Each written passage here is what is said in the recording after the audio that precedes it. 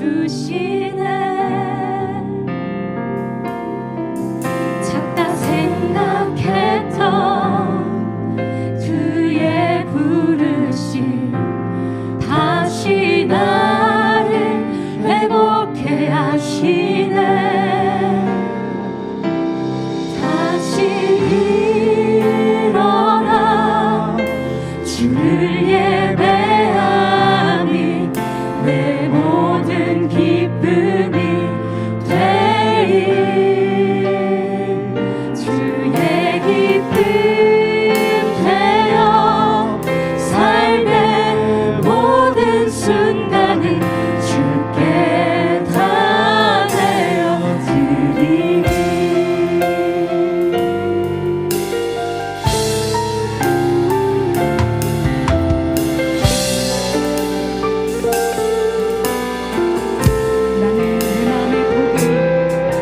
나는 내 마음의 복음이 흥했던 곳에서 다시 아버지를 만나고 주님 내 마음의 연약한 눈물의 끝에서 또 나를 반겨주시네. 잠깐 생각했던 그의 부르시 나를 다시 나를 회복해 하시네. 다시 일어나 주를 예배함이 내 모든 기쁨이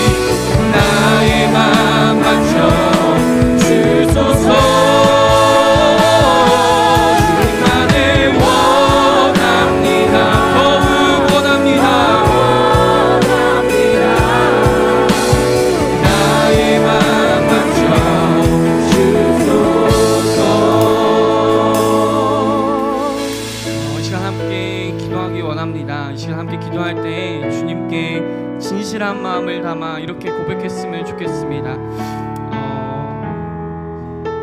제가 학생 때 하나님한테 이렇게 기도했었던 것 같아요. 하나님, 저는 돈도 없고 뭐 가진 게 없어서 주님께 드릴 게 없는데 그냥 지금 이 시간 주님께 나의 마음을 드려 기도합니다. 주님을 찬양합니다. 또 주님을 사랑하기 원합니다. 이런 기도를 드렸던 것 같습니다. 근데 하나님이 진짜로 우리에게 바라시는 것은 나 한 사람을 바라신다는 마음이 지금도 저에게 드는 것 같아요. 이 시간 함께 기도하실 때 주님께 이렇게 여러분의 입술을 열어서 기도하시길 바랍니다. 하나님, 내가 주님을 너무나도 사랑합니다. 주님만을 사랑하며 하나님 한 분만으로 살아가길 원하는데 세상 가운데에서 다른 많은 것들로 인하여 주님보다 사랑했던 모든 것들을 오늘 이 시간 다 내어버리고 오직 주님만을 사랑하며 하나님 한 분만으로 만족하며 주님으로 인하여 다시금 일어나 예배하는 내가 되길 원하오니 성령님, 오늘 이 시간 이 자리 가운데 찾아오셔서 나의 마음을 변화시키시고 오직 주님만을 따르며 사랑하는, 오직 주님만을 따르며 사랑하는 내가 될 수 있도록 성령님 역사하여 주시옵소서. 나의 마음을 변화시켜 주시옵소서. 이러한 간절한 기도 제목을 담아 주님의 이름 한번 간절히 부르짖고 기도하며 주님 앞에 나아갑니다. 주여, 살아서 역사하는 아버지 하나님, 오늘 이 시간 우리 입술을 열어 우리 마음을 열어 주님 앞에 기도하며 나아갑니다. 주님만을 사랑합니다. 주님만을 사랑합니다. 주님, 제가 주님을 사랑합니다. 하나님, 이런 주의 고백들이 하나님 우리 입술을 열어 주님 앞에 드리길 원합니다. 하나님만을 사랑하며 오직 이 세상 가운데 다른 어떤 것들 가운데 머무르지 않는 하나님 한 분만을 선택하고 오직 주님만을 사랑하며 주님 앞에 나아가기 원하오니 하나님 우리 가운데 찾아오셔서 우리의 마음을 변화시켜 주시옵소서. 우리의 마음 가운데 스스로 우리가 뭐라고 믿어졌다고 생각하는 모든 마음들을 하나님 예수 그리스도의 사랑으로 변화시켜 주옵시고 우리가 무너졌다고 생각하는 모든 마음들을 변화시켜서 하나님 역정의 하나님, 오늘 이 시간 이 자리 가운데 찾아오사 우리의 마음을 변화시켜 주시옵소서.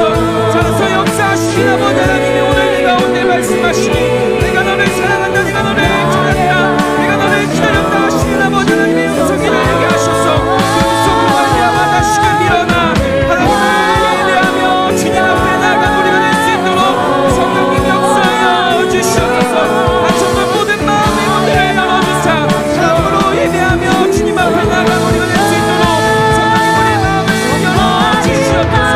하나님, 이 시간 우리 가운데 주님의 마음을 만져주사 아버지 우리의 마음 가운데 두드리실 때 하나님 앞에 나아가 나의 마음에 취약된 마음들을 고치고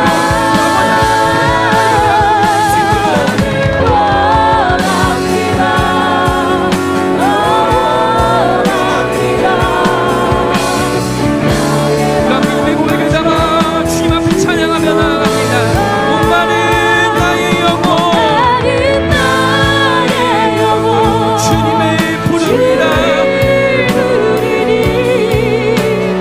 나의 마음 주소서.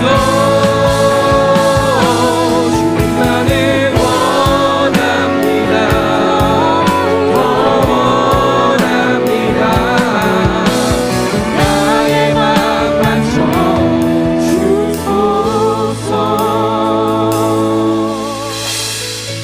살아서 역사하시는 하나님, 함께 기도한 것처럼 우리가 주님을 너무나 사랑해서 주님을 오늘 이 시간 만나길 원하오니 성령님 우리 가운데 찾아오사 하나님 앞에 입술을 열어 기도하는 모든 주의 자녀들 가운데 또 하나님을 만나 뵙길 소망하고 간절한 마음으로 기도했던 주의 자녀들 가운데 하나님의 은혜가, 살아서 역사하시는 아버지 하나님의 은혜가 오늘 이 시간 임할 수 있도록 성령님 역사하여 주시옵소서. 우리의 마음의 문을 활짝 엽니다. 예배에 참석하는 모든 심령들이 주님 앞에 나와 예배할 때 하나님을 만나 뵈옵고 살아서 역사하시는 하나님을 만나 뵈옵는 오늘의 이 시간 될 수 있도록 성령님 역사하여 주시옵소서. 주시며 그 은혜로 말미암아 다시금 세상 가운데 하나님으로 말미암아 살아가며 세상 가운데 모든 어려움들 가운데 주님을 붙들고 살아가는 우리가 될 수 있도록 성령님 역사하여 주시옵소서. 오늘 예배 가운데 그렇게 일하고 역사하시 주님의 이름을 찬양합니다. 감사를 드리며 사랑이 많으신 우리 구주 예수 그리스도의 이름으로 기도드립니다. 아멘. 오늘 우리 가운데 역사하시 주님께 감사와 영광 드립니다. 아멘. 예배 나오신 우리 공동체 여러분들을 주님의 이름으로 사랑하고 또 환영하고 축복합니다. 이 시간 함께 먼저는 가슴에 손을 얹고 축복송 부르면서 함께 축복하며 나아가도록 하겠습니다.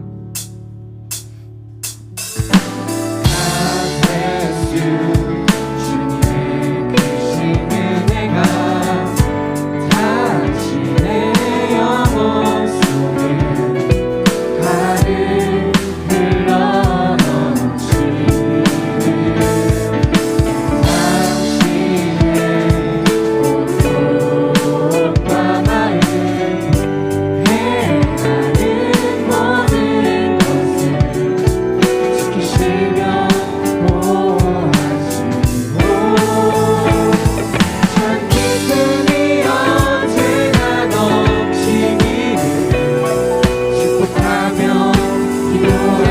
뻗어서 함께 축복할까요? God bless you, God bless you, God bless you, God bless you, God bless you,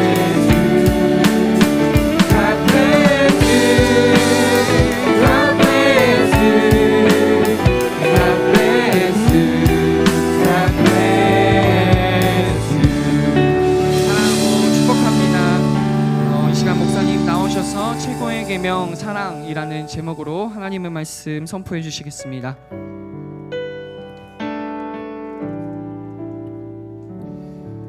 네, 저희 국내 아울리치 모집하고 있는데 보니까 오늘 신청하신 분들 보니까 청년부 지체들은 별로 없더라고요. 그래서 청년부 지체들 회개하시고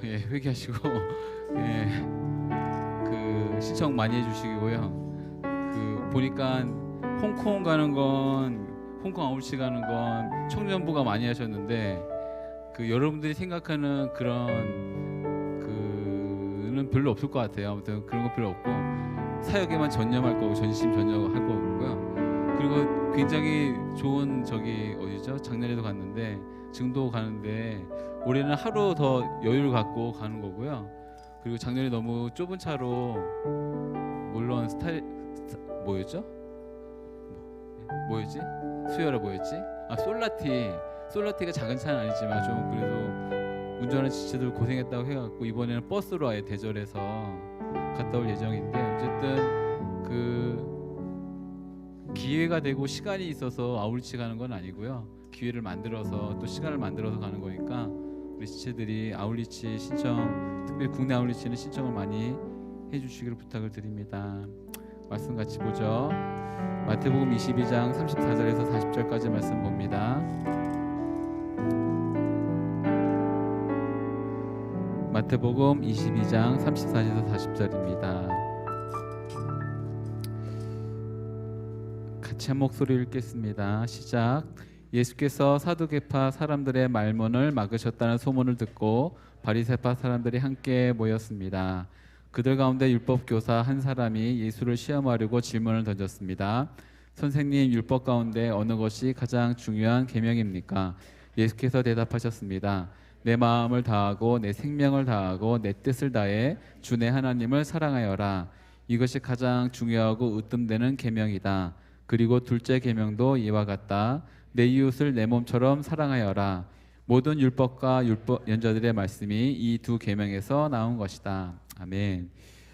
C.S. 루이스라고 하는 한 사람이 그 유명한 변증학자이고 또 천재였습니다. 보니까 그의 어떤 일어날 일들을 찾아보니 굉장히 똑똑했던 것 같아요. 그래서 그가 남긴 말이 굉장히 많은데, 근데 그 남긴 말 중에 굉장히 많은 적용할 수 있는 한 명언이 하나 있더라고요. 그래서 그 명언을 좀 시작을 하면서 소개하고 이것을 계속해서 머릿속에 곱씹으면서 있어야지만 오늘 제가 함께 여러분 나누는 메시지가 조금 풀려가지 않을까 싶습니다. 예전에 이 비슷한 얘기를 했던 것 같은데 이런 말입니다. 우선순위라는 것인데 우선순위에서 첫 번째 되는 것을 첫 번째 자리에 놓으면 두 번째 것들이 더 잘 될 것이다. 다시 말씀드릴게요. 우선순위에서 첫 번째 되는 것을 첫 번째 자리에 놓으면 두 번째 것들이 더 잘 될 것이다. 예전에 이 얘기를 뒤집어서 이렇게 설명했었는데요. 왜 질서가 잡히지 않고 어지럽혀져 있고 뭔가 혼잡한 내 마음이건 생각이건 계획이건 우리 삶에 있던 모든 것들 가운데 어그러져 있다고 한다면 이유는 단 한 가지입니다. 첫 번째에 있어야 될 것이 첫 번째에 있지 않았기 때문에 일어나는 일들인 거예요.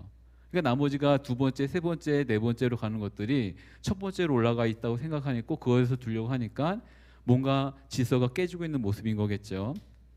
저는 예전에 우선순위라고 생각했을 때 첫 번째 되는 것 말고 나머지 모든 것들은 버리는 것이다, 포기하는 것이다 라고 생각을 했는데 오히려 반대로 첫 번째에 있어야 될 것을 첫 번째 자리에 두면 나머지 두 번째, 세 번째 것들이 자리를 잡아간다라는 것들을 알려주는 규정한 말이었던 것 같습니다.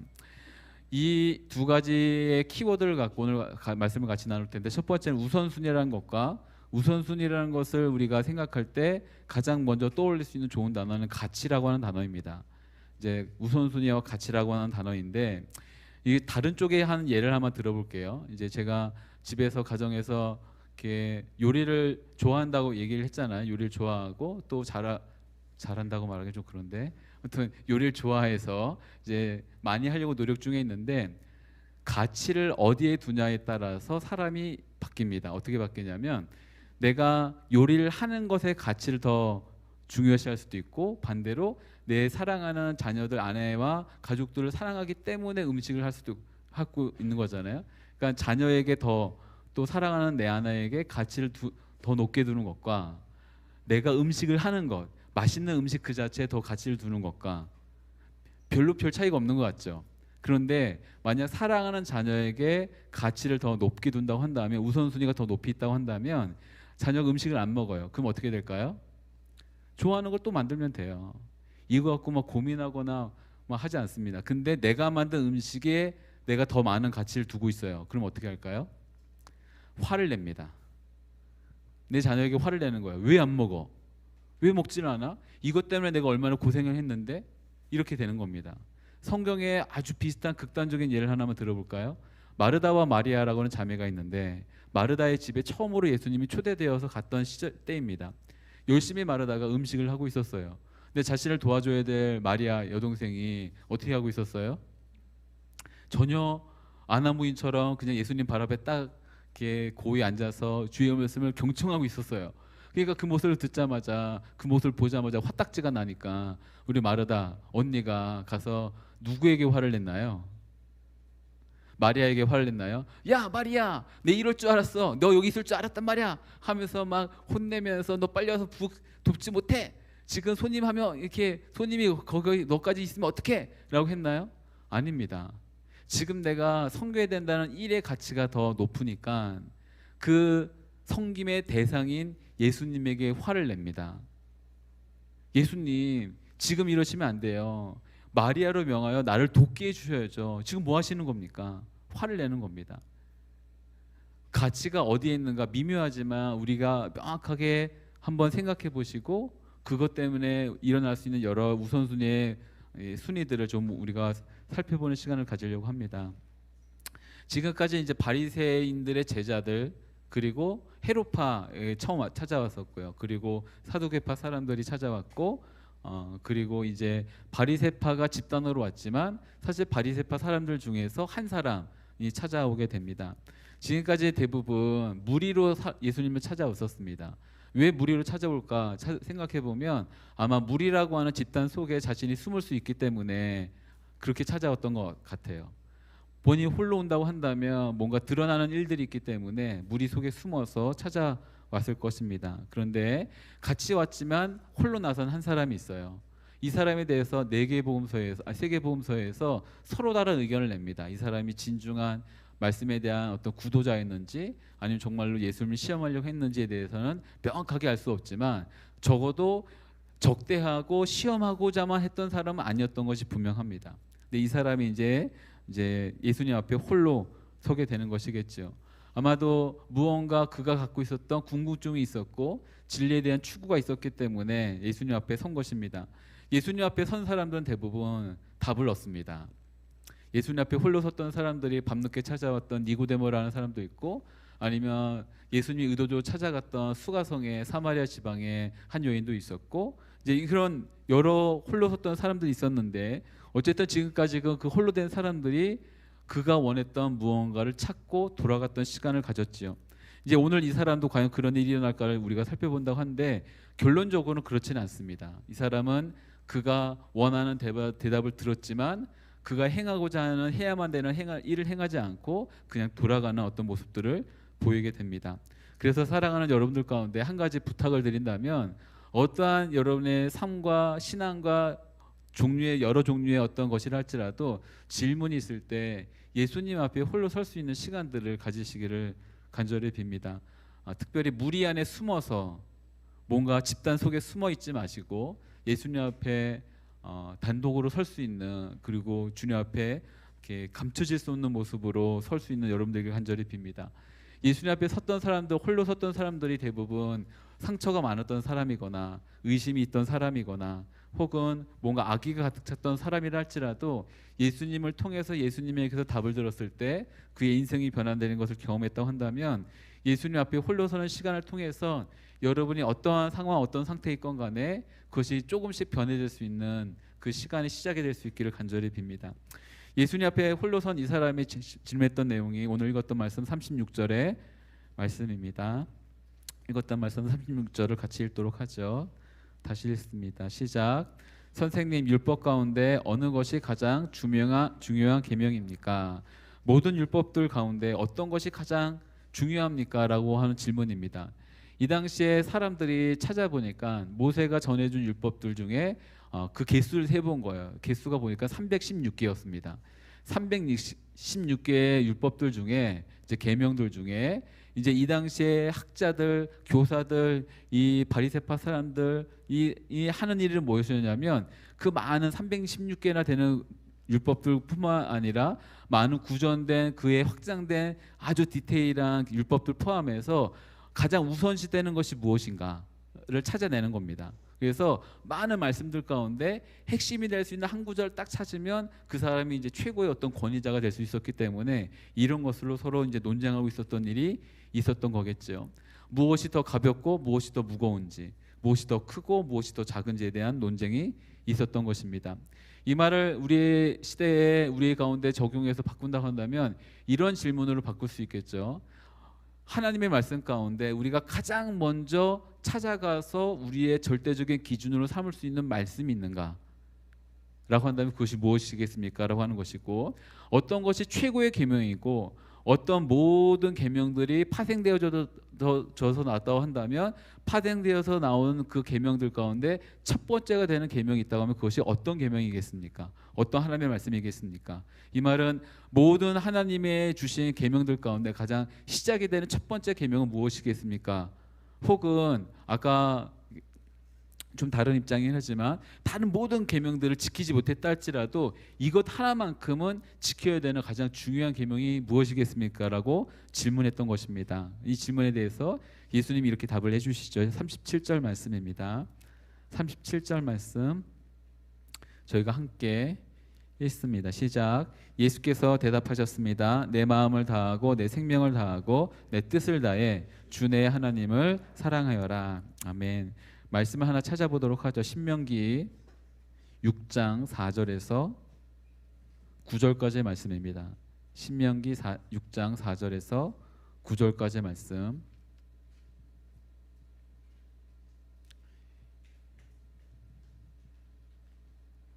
같이 읽겠습니다. 신명기 6장 4절에서 9절입니다. 시작. 이스라엘아 들으라. 우리 하나님 여호와는 오직 한 분인 여호와이시다. 너는 내 온 마음을 다하고 영혼을 다하고 힘을 다해서 내 하나님 여호와를 사랑하여라. 내가 오늘 너희에게 주는 이 명령들을 내 마음에 새겨 너희 자녀들에게 잘 가르치되 너희가 집에 앉아 있을 때나 길을 걸을 때나 누울 때나 일어날 때 그들에게 말해주라. 또 너는 그것들을 내 손목에 메고 내 이마에 둘러라. 그것들을 너희 집 문설주와 대문에 적어두라. 아멘. 예수님께서 인용하신 말씀은 이 신명기의 말씀입니다. 그래서 시작을 여기 우리말 성경에서는 이스라엘아 들으라라고 시작을 했지만 원어의 순서대로 말한다면 들으라 이스라엘이라서 이 들으라라고 하는 쉐마로 히브리 말로 해갖고 쉐마 이스라엘 뭐 이런 말로 사용합니다. 근데 이렇게 시작을 하는 것인데 하나님은 한 분이시다. 예, 하나님 한 분이시다. 그리고 그 한 분 하나님 어떤 분이시냐면 거룩하시고 전지전능하시고 사랑이 많으시고 자비로우시고 공의하신 분이시다.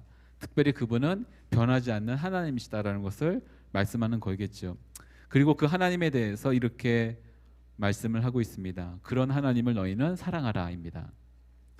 오늘 우리말 성경에서는 모든 성경 번역이 다 똑같지만 앞에 수식어가 붙어요. 마음과 정성과 뜻과 힘을 다하여 하나님을 사랑하라 라고 하는 하나님을 사랑하라가 맨 뒤로 가지만 원래 순서대로 따진다면 하나님을 사랑하라가 맨 앞에 옵니다. 하나님을 사랑하라. 내 온 마음과 정성과 뜻과 힘을 다하여. 그러니 이 말씀의 첫 번째 되는 가장 중요한 의미는 무엇이냐면 어떻게라고 하는 방법 이전에 하나님을 사랑하라라고 하는 것이 먼저 된다는 것입니다. 방법을 알지 못한다 할지라도 먼저 사랑한다는 것이 가장 첫 번째 의미라는 거겠죠. 방법을 몰라도 사랑하는 거 좋습니다. 방법을 몰라도 어떻게라고 하는 것을 배우기 전에 그 우리 안에 흘러넘치는 어떤 것을 표현할 수 있는 거 좋은 일들인 것입니다. 그래서 이제 하나님에 대해서 이웃에 대해서 두 가지를 말씀하셨지만 공통적인 한 가지 동사가 있죠. 그것은 사랑하다라는 것입니다. 사랑은 그리스도인의 삶의 본질이고 삶의 모든 동기가 되는 것이 이 사랑이라는 것을 말씀해 주는 것입니다.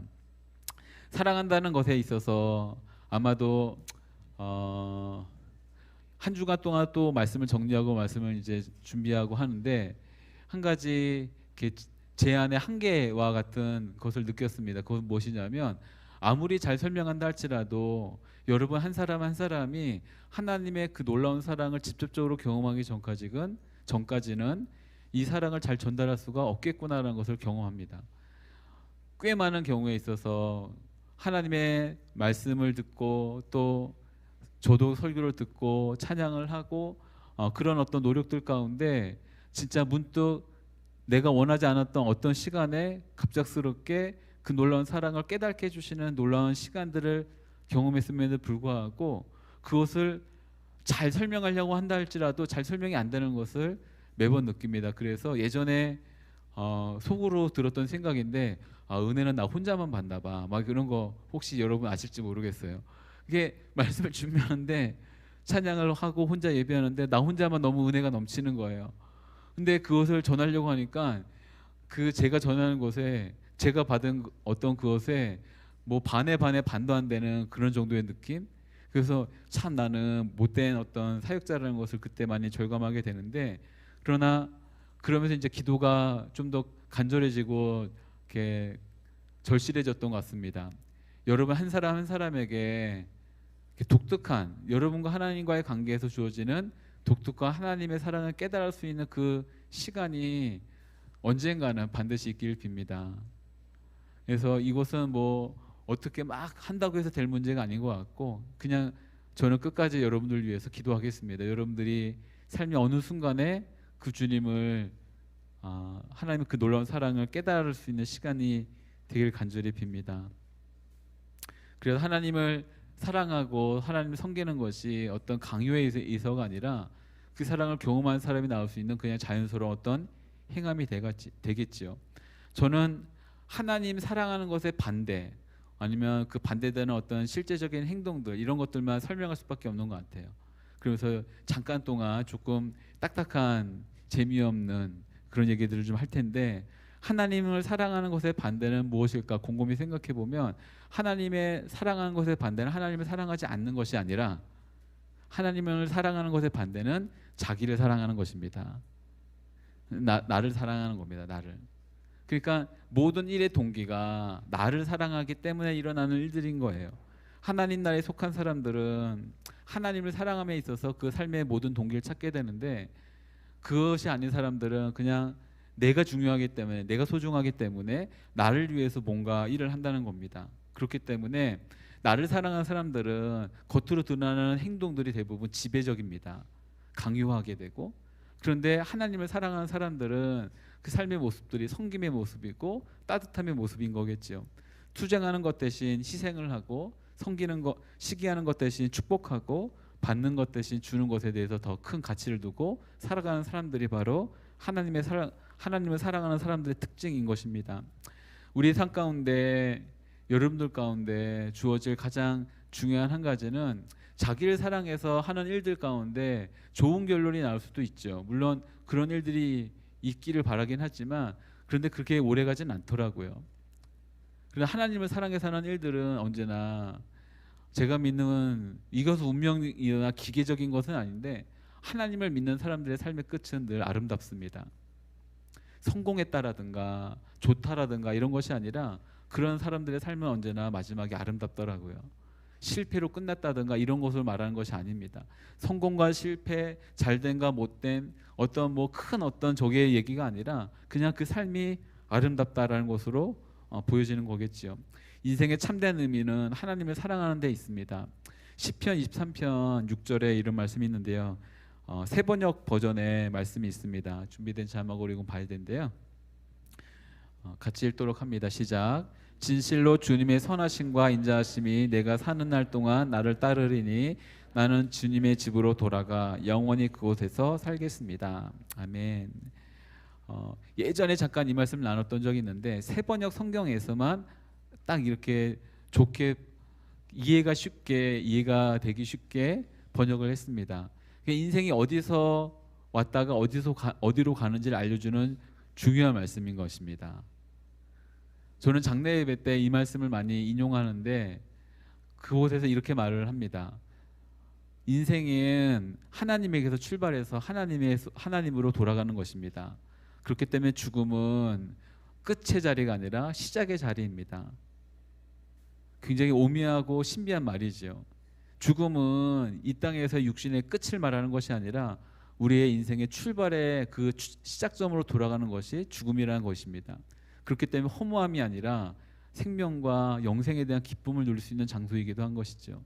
막연한 눈물과 두려움과 공포로 우리가 그 어떤 다가올 죽음에 대해서 시간을 이렇게 허비하는 것이 아니라 우리가 돌아갈 곳에 대한 기쁨으로 기다리는 것이 바로 이 죽음에 대한 것일 것입니다.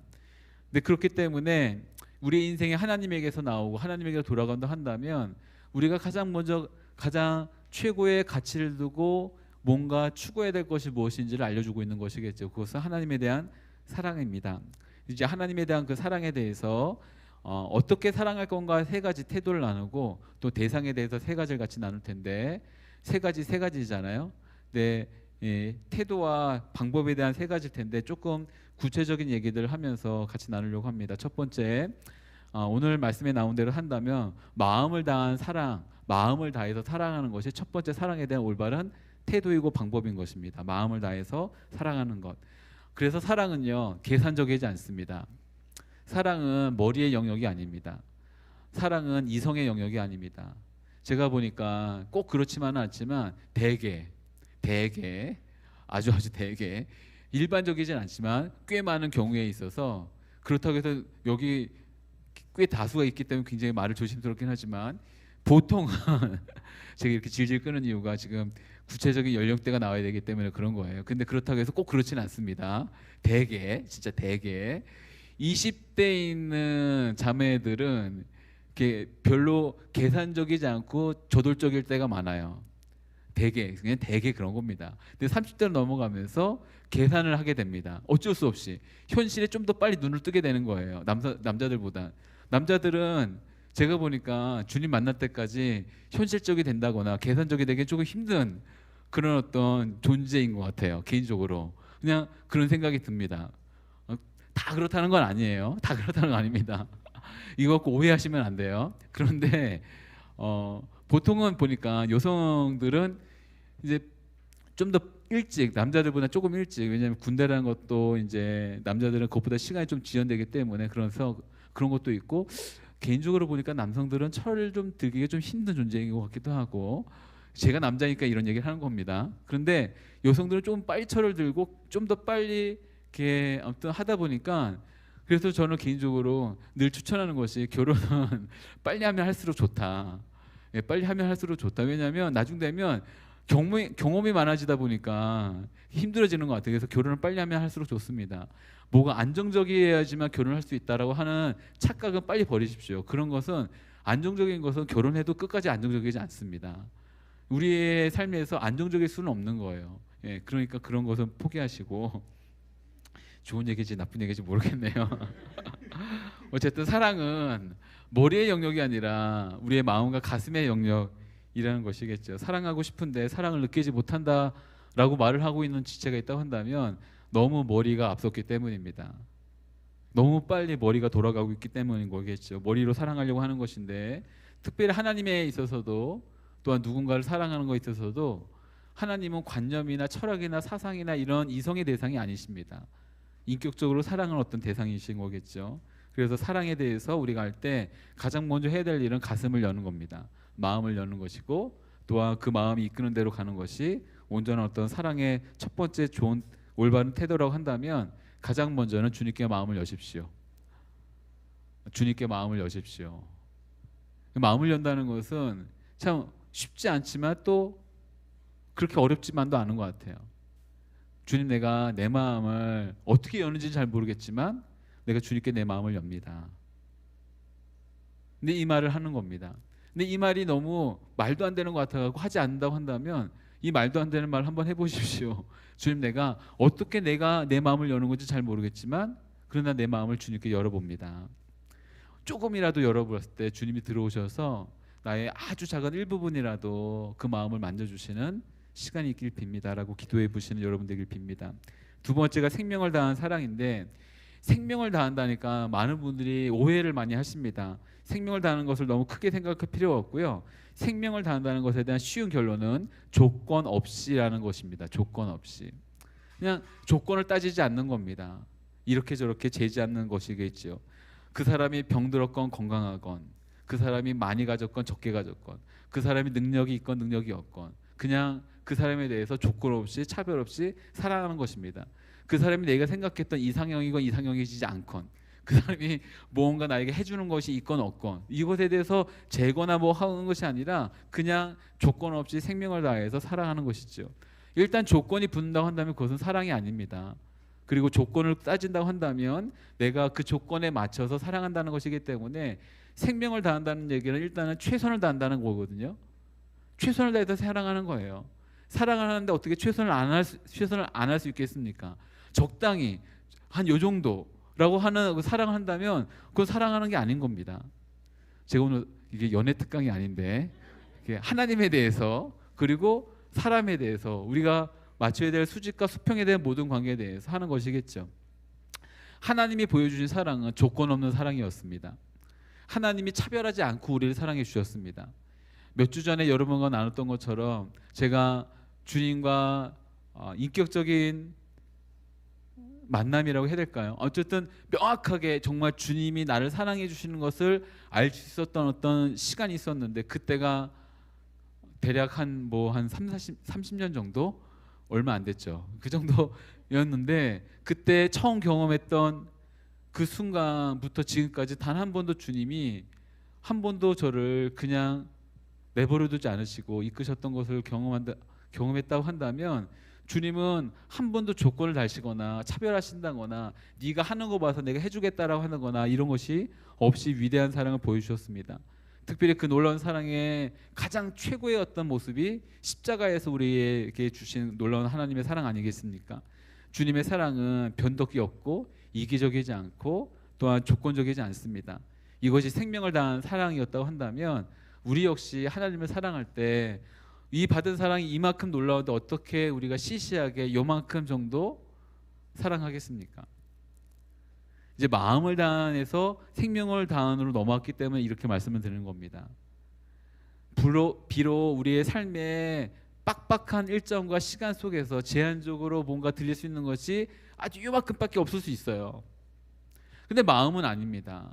마음에서 부어지는 우리의 삶에 이어지는 모든 것들은 사실 늘 부족한 마음으로 우리 최선을 다해서 맡겨진 주어진 그 시간을 정말 최고의 가치를 들여서 주님께 드리는 것을 우리가 주님을 사랑한다는 어떤 표현이겠지요. 그래서 세 번째, 뜻을 다해서 주님을 사랑하는 것입니다. 정성을 다해서 주님을 사랑하는 것입니다. 힘을 다해서 사랑하는 것입니다. 이 최선을 다하는 것이 힘이든 능력이든 재능이든 어떤 재정이든 어떤 것이건 간에 최고의 것을 드리는 것입니다. 내가 할 수 있는 최선의 것을 드리는 것입니다. 예전에 아주 예전에 여러분에게 나눴던 얘기인데 이게 다 우리 교회 지금 한 분이 계시네요. 하여튼 예전에 한 20년 전, 진짜 딱 20년 전에 그때 이제 교회 좀 시니어 목사님들 중에 결혼을 그때까지 안 하신 목사님이 계셨어요. 결혼 안 했어요. 그런데 1년에 한 번씩 저희가 목회사관학교라고 이제 모든 목사들이 모여서 이제 여러 가지 세미나 듣고 또 교육하면서 하는 시간이 있습니다. 근데 예전에 20년 전에 이제 하용주 목사님께서 살아계셨을 때인데 한 목사님이 살아계실 때 하필이면 그때 그해 결혼하지 않았던 3명의 목사님들이 나란히 같이 있었어요. 한 목사님이 그때 지나가시면서 아니 왜 당신들은 아직까지 결혼을 안 해? 라고 물어보셨어요. 그러니까 바로 그때 머리가 빨리빨리 돌아가시는 제 첫 번째 사수셨던 목사님이셨는데 그 목사님이 딱 기도하고 있습니다. 목사님 한 거예요. 기도하고 있습니다. 라고 했어요. 그러니 한 목사님이 껄껄껄 웃으시면서 아니야, 기도나 선택의 문제가 아니라 결정의 문제야 라는 말씀을 하셨는데 저는 그게 굉장히 큰 의미로 왔습니다. 사랑은 우리가 최선을 다한다는 것은 선택과 뭔가 이런 것의 문제가 아니라 결정의 문제라는 것입니다. 결정의 문제. 이제 갑자기 연애 특강 가면 안 되지만 누군가 사랑한다는 것은 선택의 문제가 아니라 결정의 문제입니다. 내가 누군가를 선택하는 것이 아니라 내 마음을 결정하는 것입니다. 어떻게 결정하는가? 사랑받을 것을 기대하면서 하는 것이 아니라 헌신할 것을 결정하는 것입니다. 내가 받을 것을 생각하면 인간의 이 안에 있는 것은 텅 비어져 있기 때문에 밑 빠진 독과 같기 때문에 채워지지가 않아요. 그러다 보니 더 무언가를 바라게 되는데 내가 그 사람을 위해서 누군가를 위해서 헌신할 것에 대한 사랑을 결정한다면 그리고 그것에 대해서 내 뜻과 정성과 힘과 모든 것을 다해서 한다면 그 일은 아름다운 사랑의 열매를 맺게 될 것을 믿습니다. 사랑 여러분 가운데 첫 번째로는 하나님께 여러분의 사랑을 결정하십시오.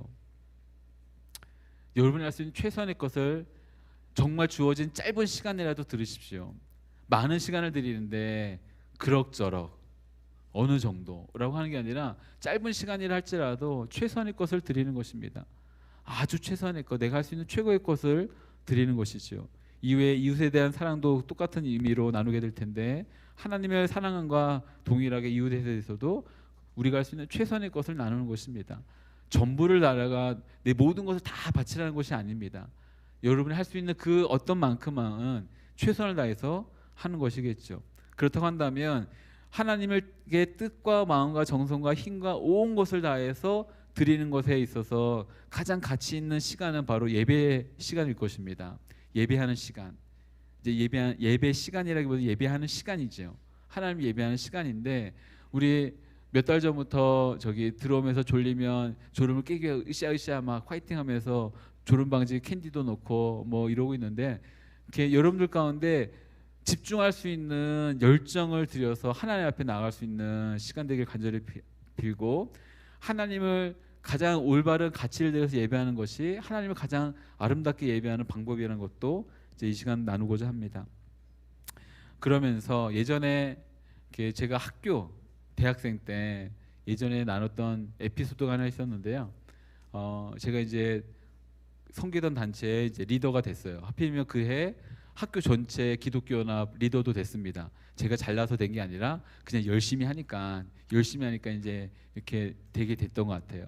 근데 그렇게 되고 나서 굉장히 우쭐거리는 마음으로 막 신입생들 들어오면 앉혀놓고 당신은 어떤 신앙을 갖고 있었냐, 어떻게 저게 했냐, 당신의 하나님 어떤 분이시냐라고 질문을 해요. 질문을 했으면 들어야 되잖아요, 그렇죠? 질문했으면 들어야 되는데 이런 꼰대 같은 나쁜 선배들은 질문해놓고 어떻게 해요? 나에겐 이러면서 자기 자랑 막 늘어놓는 거예요. 막 하나님 어떻게 막 미사역을 붙여갖고 막 멋진 척하려고 막 나열을 합니다. 그래요. 다 끝나고 난 다음에 한 15분 자기 자랑하고 난 다음에 그 다음에 이제 다시 그래. 당신에게 어떤 하나님이세요?라고 묻는 시간을 가졌어요. 정신 차리고 그래 신입생인데 어떤 할 수 있겠어라는 어떤 교만함이 있었나 보죠. 제 얘기입니다. 제 얘기. 했더니 자매였는데 아주 연약하게 저보다 더 왜소해 보이는 그런 자매였는데 쥐죽은 듯이 들릴 듯 말 듯한 소리로 주님은 저의 전부이세요라고 하는 거예요. 근데 그 고백 하나가 저는 뭐라고 해야 될까요? 저 가장 높은 빌딩, 요즘에 우리나라의 가장 높은 빌딩이 롯데타워인가요? 롯데타워 꼭대기에서 떨어지는 느낌, 날개가 없어갖고 완전히 추락하는 느낌, 저기 저 밑으로 떨어지는 듯한 느낌인 거예요. 그래서 내가 막 떠들고 있었던 말들이 도대체 뭐지? 할 정도로 굉장히 그 한 분의 그 고백 하나가 너무 아름다웠었습니다. 주님은 저희 전부이십니다. 다른 말 할 필요가 없더라고요. 그냥 그 고백 하나가, 그 말 한마디에 그가 할 수 있는 가장 최고의 마음이 담겨 있다는 것을 들은 제가 알았어요. 그러니 얼마나 창피했겠습니까? 타이틀이 사람을 만들지 않더라고요. 그의 위치가 그의 신앙을 만들지 않습니다. 그의 경험이 그의 모든 것을 만들지 않습니다. 그의 마음을 다한 고백 하나가, 그가 할 수 있는 최고의 가치를 드리는 그 고백 하나가 하나님을 향한 그 사랑에 대한 고백이 됐겠죠. 그것을 느낄 수 있었다고 한다면, 그때쯤에 사실 그것보다 좀 더 오래전에 이렇게 불려졌던 찬양이 있는데, 이 찬양 아시는 분은 저와 같이 오래된 분들이고요, 이 찬양을 모르시는 분들은 요즘 분들이십니다. 설교 중간이긴 하지만 이 찬양 잠깐 나누려고 합니다. 내가 아무 눈 안에 라는 찬양인데요, 마지막에 아시는 지체들 같이 부르겠습니다. 내가 아무 눈 안에 이미 들어와 계신 예수님, 나보다 앞서 나를 찾아주시네.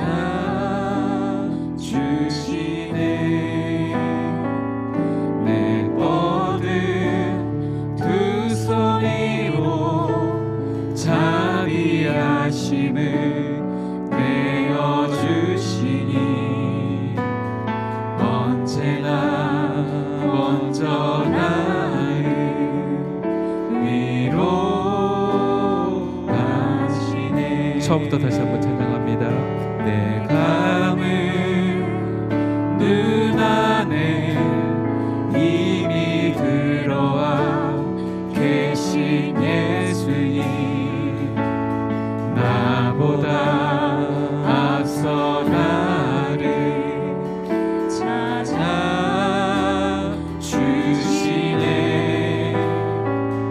내 뻗은 두 손으로 자비하심을 내어주시니, 언제나 앞서 나를 위로하시네.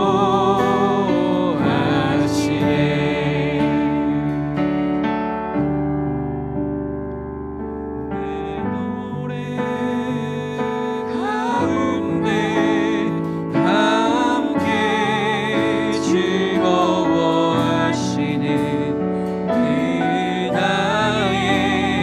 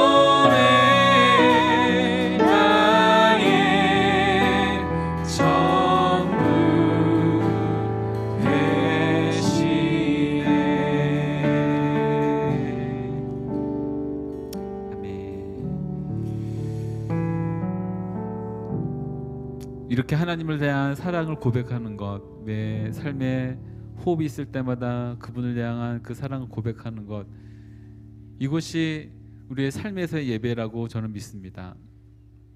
많은 것, 많은 재정, 많은 헌금, 많은 봉사에 대한 내용을 말하는 것이 아니라 그냥 우리의 마음을 다한 우리의 가장 최상의 최고의 가치를 주님 앞에 드리는 시간을 갖는 것이겠지요. 두 번째로는 이웃에 대한 사랑입니다. 레위기 19장 18절 말씀을 인용하신 거였는데요. 우리 레위기 19장 13절에서 18절까지 말씀을 먼저 같이 읽겠습니다. 레위기 19장 13절에서 18절까지 말씀 같이 읽습니다. 시작. 내 이웃을 속이거나 억지로 빼앗지 마라. 하루를 벌어 하루를 사는 일꾼들의 품삯을 다음 날 아침까지 갖고 있지 마라. 듣지 못하는 사람이 듣지 못한다고 그에게 저주하는 말을 하거나 보지 못하는 사람이 보지 못한다고 그를 넘어뜨리는 장애물을 그 앞에 놓지 마라. 다만 너는 내 하나님을 두려워하라. 나는 여호와다. 너희는 재판할 때 의롭지 못한 일을 하지 말라. 곧 너희는 가난한 사람이라고 두둔해서는 안 되고 힘 있는 사람이라고 옹호하지도 말라. 다만 내 이웃을 공평하게 재판하라. 너는 내 이웃 백성들 가운데로 험담함에 돌아다니지 말고 내 이웃의 목숨을 위태롭게 하지 말라. 나는 여호와다. 너는 내 형제를 마음으로도 미워하지 말라. 다만 내 이웃을 꾸짖어서 내가 이웃으로 인한 죄의 책임을 떠맡지 않도록 하여라. 너는 내 형제에게 복수하거나 원한의 마음을 품지 마라. 다만 너는 내 이웃을 내 자신처럼 사랑하여라. 나는 여호와다. 아멘. 이 말씀을 기억하고 이렇게 체크해놨다가 이웃을 사랑한다는 것이 이런 것이구나라는 것을 알 수 있는 실제적인 어떤 스탠다드로 삼으시면 좋을 것 같습니다. 이웃을 사랑한다는 것이 많은 어떤 구체적인 행동이 있습니다. 근데 그 가운데 우리 가운데 보여줄 수 있는 좋은 어떤 예들입니다. 공평하게 대하는 것, 당연한데 우리는 당연한 일들 안 하고 있는 것이 많지요. 듣지 못한다고 듣지 못하는 사람에 대해서 험담하거나 보지 못한다고 보지 못하는 사람에서 무언가를 하거나 듣고 있음에도 불구하고 듣는 사람에 대해서 또 험담을 한다거나 이런 모든 것들에서 이제 금하시면서 이제 예수님은 이런 모든 말씀 위에 누가복음에 보면 선한 사마리아인의 비유를 말씀하십니다. 선한 사마리아인의 비유이죠. 근데 이 선한 사마리아인의 비유를 말씀하시면서 그렇게까지 하는 어떤 행동을 보여주십니다. 그렇게까지 사마리아인이 예전에 작년인가에 나눴었던 것인데 사마리아인이 유대 사람 마을에 들어가는 것입니다. 사마리아인이 유대 사람 마을에 들어가는 것은 위험한 일이 아닙니다. 죽음을 각오해야만 되는 일입니다. 그냥 단순하게 위협적인 일이 아니라 죽음을 각오해야 되는 일입니다. 그래서 제가 작년에 이런 비유를 들었는데요. 만약 1800년대, 1900년대 흑인이 부상을 입은 백인을 데리고 백인 마을로 들어가는 거예요. 어떤 일이 벌어질까요? 아마 아무런 이유도 묻지 않고 그 백인을 이렇게 만든 사람을 흑인으로 만들어서 바로 그 자리에서 총살했을 것입니다. 그것보다 좀 더 위험한 일을 지금 이 사마리아인이 자기와 아무런 상관없는 부상당한 강도 만난 자를 도와주는 일을 하고 있는 겁니다. 굳이 그렇게까지 해야 될 필요가 있었을까? 라고 하는 일을 하는 것이 이웃에 대한 사랑에 대해서 말씀해 주시는 예수님의 말씀이었던 거겠죠. 특별히 사랑이라는 말이 심하게 남용되고 있는 이 시대 가운데 우리가 회복해야 될 것은 이 사랑에 대한 온전한 헌신의 부분입니다.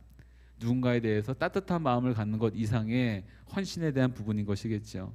이 따뜻한 헌신으로 우리가 살아가는 세상들이 아름답게 채워지길 간절히 빕니다. 세 번째, 누군가를 사랑하는 이웃에 대한 것에 있어서 예수님이 이렇게 말씀하십니다. 내 자신과 같이, 내 자신을 사랑하는 것처럼 이런 단어를 쓰셨는데 이 처럼이란 단어를 얼마만큼으로 오해하는 경우가 있는데 그렇지 않습니다.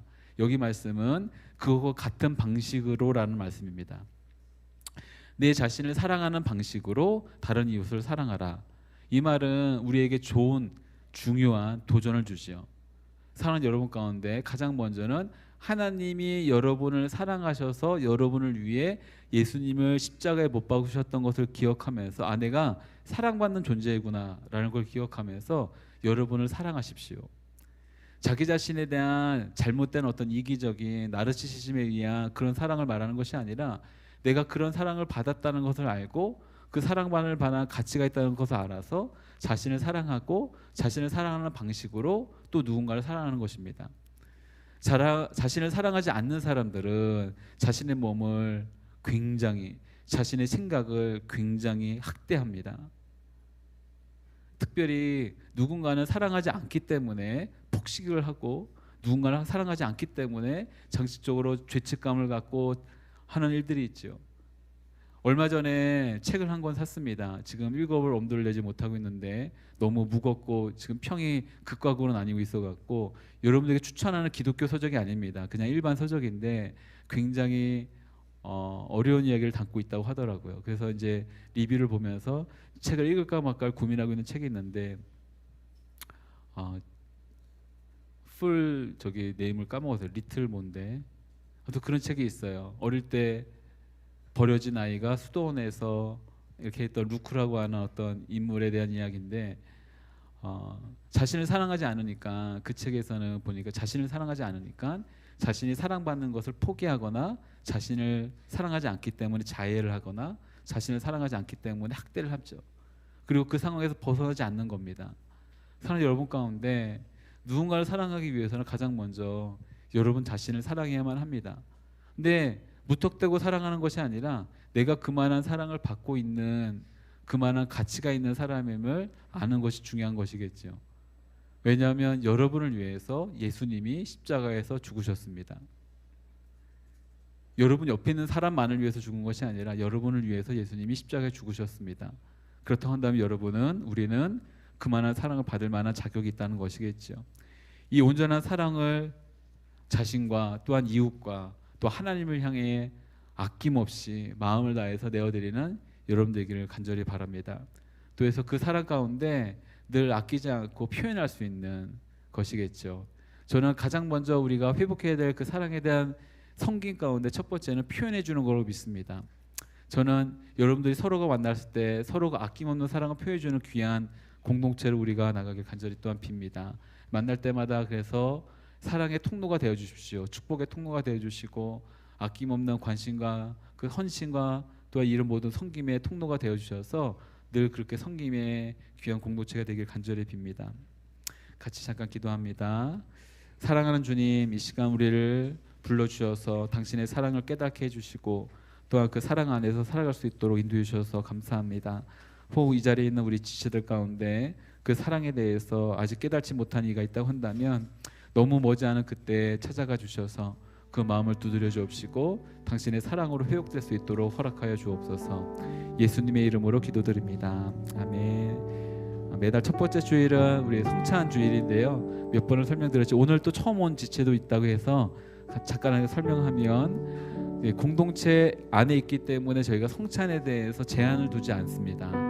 본래는 우리 교회 모든 헌법상 세례를 받은 세례 교인이 이 성찬에 참여하는 것인데 세례를 받았다는 것은 분명한 신앙 고백이 있다는 것이고 그 신앙 고백 다음에 공동체 한 일원이 된 것을 확인한 다음에 하는 절차적인 논리적인 절차에 따라서 하는 것이었기 때문에 우리가 이 자리에 있다는 것 그리고 시작하면서 사도신경으로 동일한 신앙의 고백을 하기 때문에 여러분 제한하지 않으시고 다만 마음 가운데 이 성찬을 대함에 혹시라도 어려움이 느껴지는 분들이 있다고 한다면 그 시간 잠깐 기도하는 시간을 가지시고 이 성찬에 대해 주시면 좋겠습니다.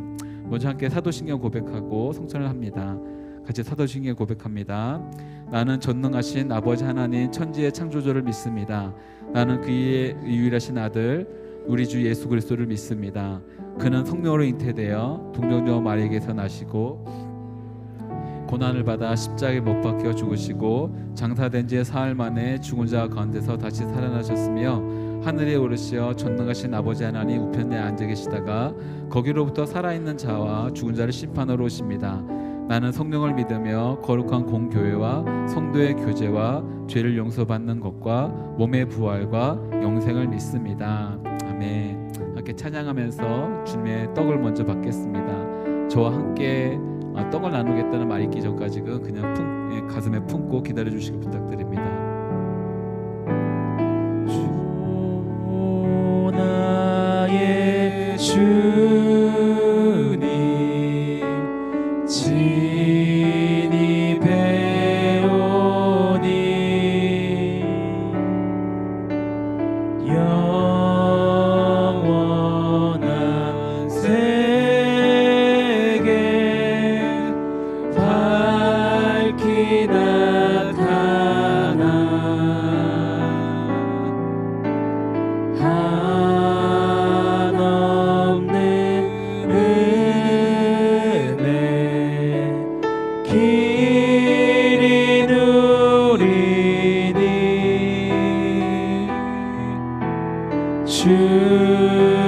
주님께 모든 염려 맡기리. 주님의 떡과 주님의 잔을 내가 마시니 주님의 떡을 내가 먹으며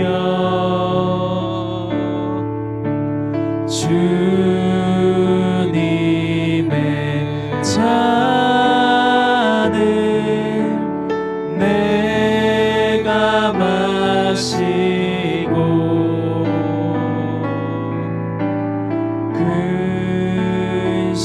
근심의 짐을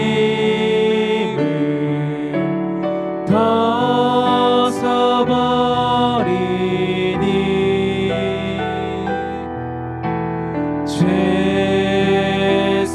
죄사함 받아 내 맘 새롭다.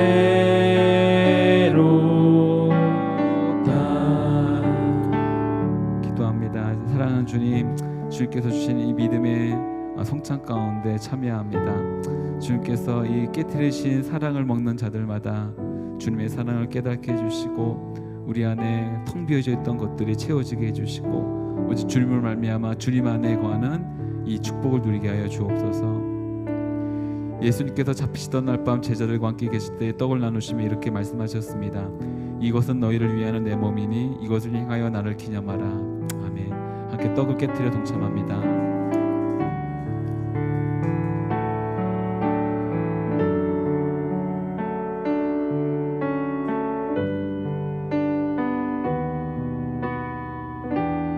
함께 찬양하며 주님의 잔을 받습니다.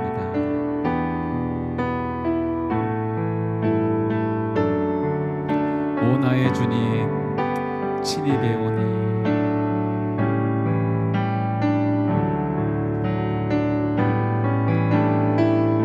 오 나의 주님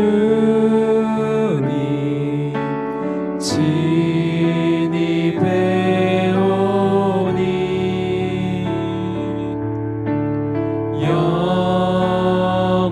영원한 세계 밝히 나타나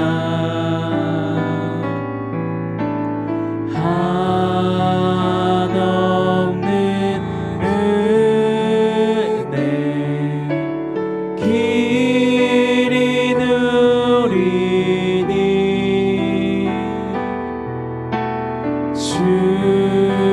주님께 모든 염려 맡기리. 4절 찬양합니다. 주님의 성찬 받을 때마다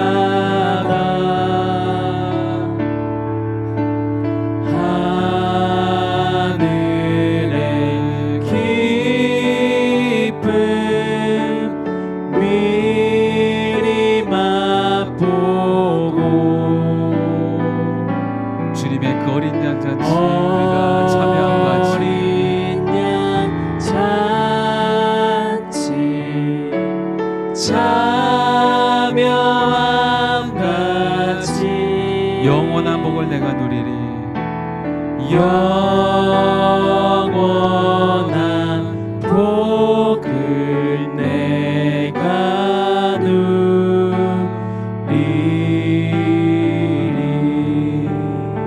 사랑하는 주님, 믿음으로 주님께서 허락하신 이 잔을 마십니다. 이 잔을 마시는 모든 이들마다 여전히 우리의 남아있던 그 죄악의 찌꺼기 같은 것들을 말끔히 깨끗이 씻어 주시옵시고 주홍같이 붉었던 모든 죄들이 흰눈같이 희게 되는 역사가 있게 하여 주옵소서. 무엇보다 내 안에 잘못된 나에 대한 사랑들 그리고 깨지고 왜곡되고 무너졌던 모든 것들 이것이 회복되는 역사가 있게 하여 주옵시고 날마다 주님을 향한 사랑 내 안에 부으신 놀라운 그 사랑을 깨달을 수 있는 시간 될 수 있도록 역사하여 주옵소서. 식후에 또한 이와 같이 잔을 가지시고 이렇게 말씀하셨습니다. 이 잔은 내 피로 세운 새 언약이니 이것을 행하여 마실 때마다 나를 기념하라. 아멘. 함께 잔에 동참합니다.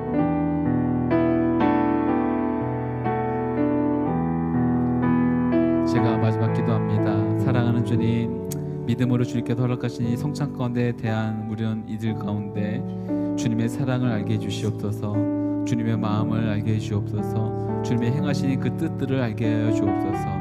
그렇게 행하실 주님을 찬양합니다. 예수님의 이름으로 기도드립니다. 아멘. 함께 다 같이 자리에서 일어나서 우리 삶을 봉헌하며 찬양하며 나갑니다.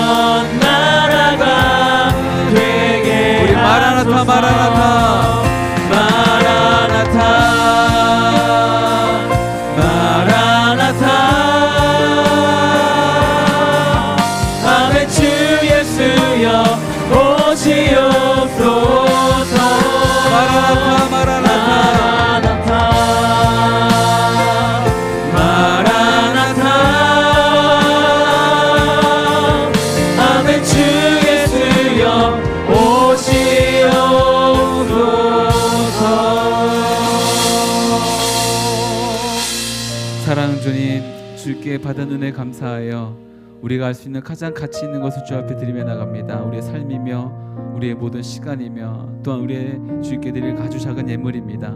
그러나 이것이 사용되지 않는 모든 곳들마다 주님의 아름다운 그 사랑이, 위대한 그 복음의 능력이 나타나는 역사가 있게 하여 주옵소서. 이제는 우리 주 예수 그리스도의 은혜와 하나님 아버지의 측량할 수 없는 사랑하심과 성령님의 교통하심과 역사하심이 주님의 놀라운 사랑을 깨달아 인생의 가장 아름다운 것을 주님 앞에 드리며 나가길 원하는 이 자리에 고객 모든 하나님의 사람들 머리 위에, 또한 선교사님과 그 가정과 모든 선교제 위에 지금부터 영까지 함께 하시기를 간절히 축원하옵나이다. 아멘.